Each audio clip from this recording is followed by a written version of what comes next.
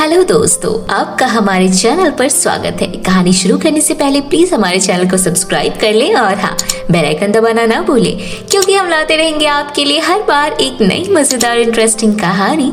तो चलिए कहानी शुरू करते हैं। एक बार की बात है, परी लोक में बहुत सारी परियां रहा करती थी। सभी परियां आपस में प्रेम भाव के साथ रहती थी।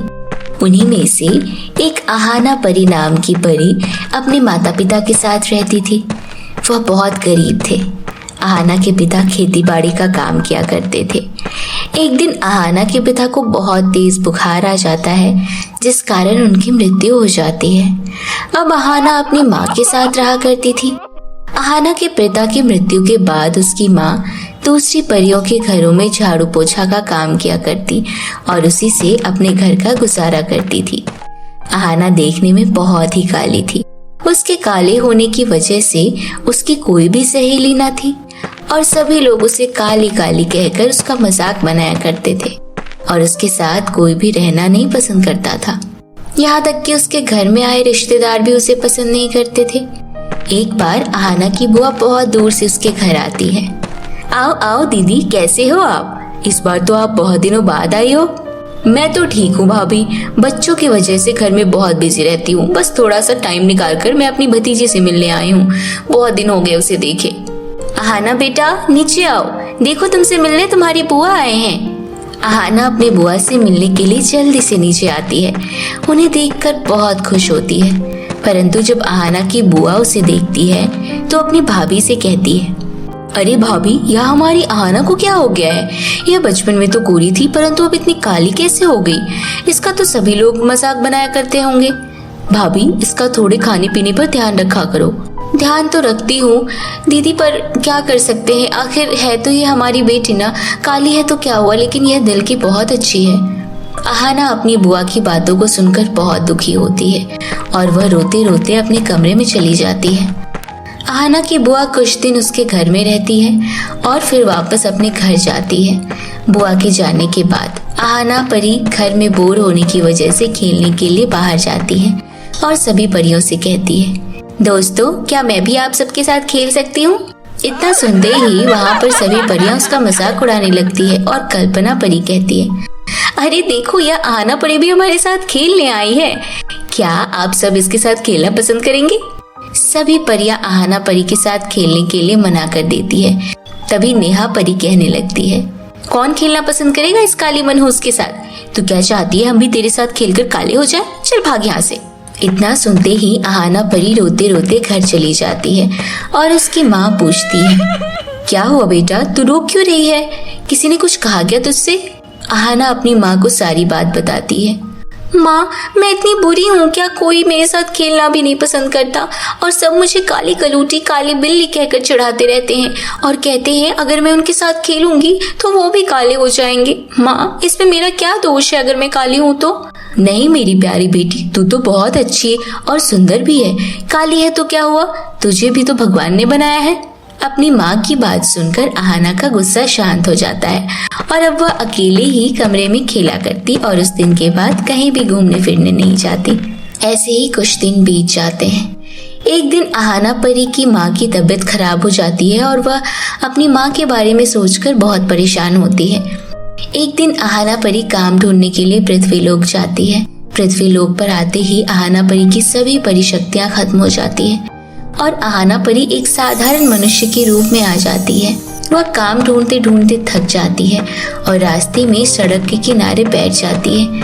तभी एक औरत सब्जी खरीदती है और उसकी नजर आहाना पर पड़ती है, तो वह आहाना के पास जाती है और उससे पूछती है, क्या हुआ बेटा, तुम इतनी परेशान क्यों हो? घर में सब ठीक तो है ना? तुम यहाँ सड़क किनारे क्यों बैठी हुई हो? आंटी जी, मेरी माँ बहुत बीमार है और उनके लिए दवाई लाने के लिए मेरे पास पैसे भी नहीं है। मुझे काम की तलाश है, इसलिए मैं बहुत परेशान हूँ।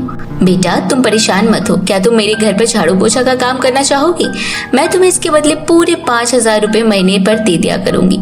आहाना काम करने के लिए तैयार हो जाती है और आंटी के साथ उनके घर काम करने के लिए चली जाती है।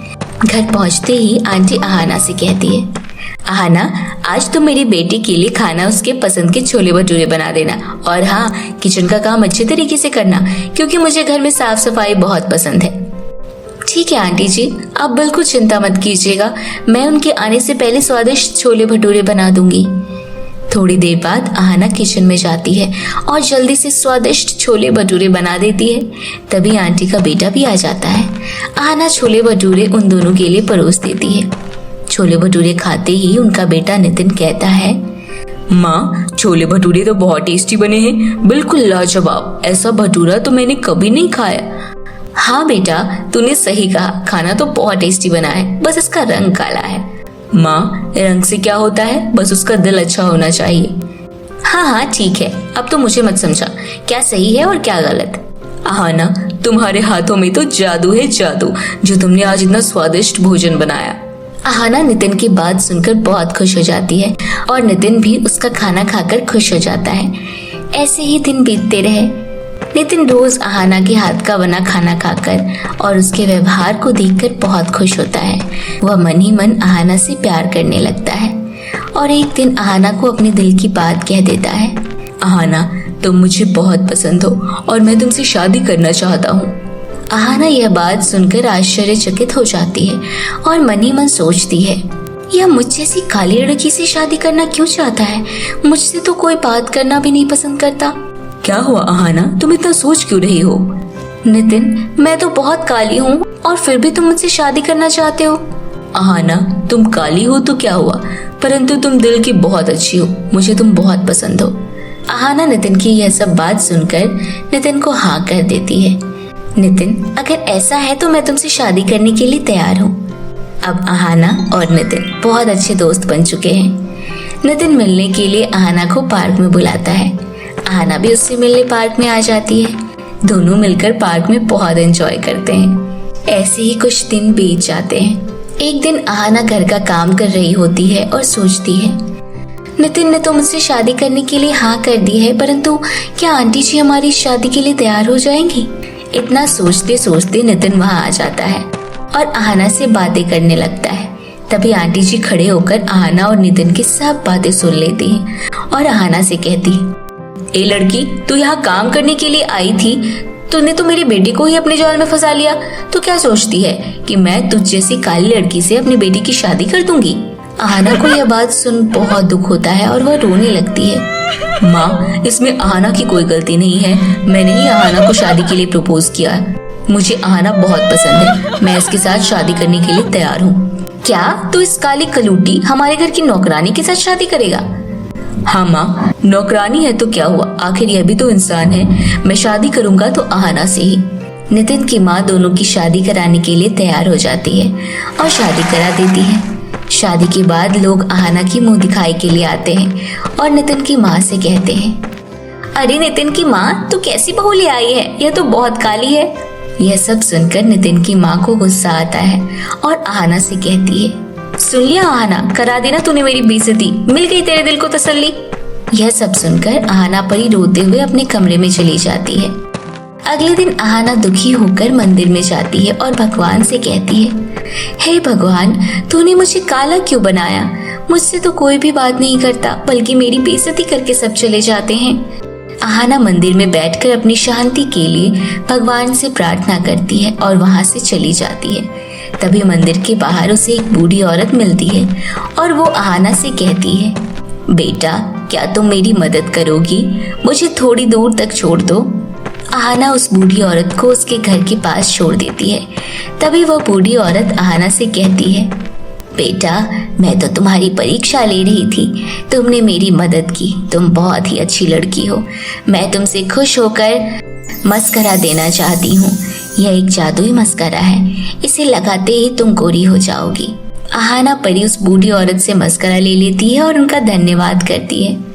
जादुई मस्करा लेकर अहाना परी अपने घर जाती है और उस जादुई मस्करे को लगाते ही वह गोरी हो जाती है। अपने आप को देखकर अहाना परी बहुत खुश होती है और अपने सास के पास जाती है। नितिन की माँ अहाना को देखकर बहुत खुश होती है और उनसे पूछती है, अहाना, यह सब कैसे हुआ? अहाना अपनी सास को सारी बात सच सच बताती है। उसकी सास अहाना को स्वीकार कर लेती है और अपने किए बर्ताव पर बहुत शर्मिंदा होती है। नितिन की माँ अहाना से माफी मांगती है। अहाना बेटा, मुझे माफ कर दो जो मैंने तुम्हारे साथ ऐसा बर्ताव किया।